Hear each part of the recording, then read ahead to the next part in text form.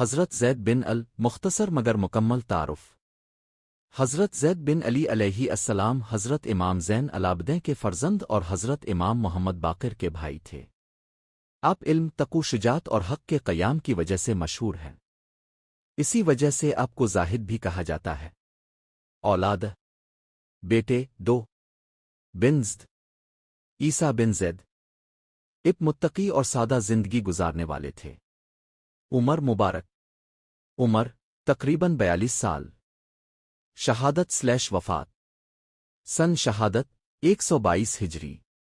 مقام: کوفہ، عراق۔ مزار: قبر۔ مقام: مزار کوفہ کے قریب، عراق۔ کوفہ کے قریب مزار ہے۔ حضرت زید بن کی عظمت: بڑے عالم دین تھے۔ ظلم کے خلاف قیام کیا۔ زہد و تقوی میں ممتاز۔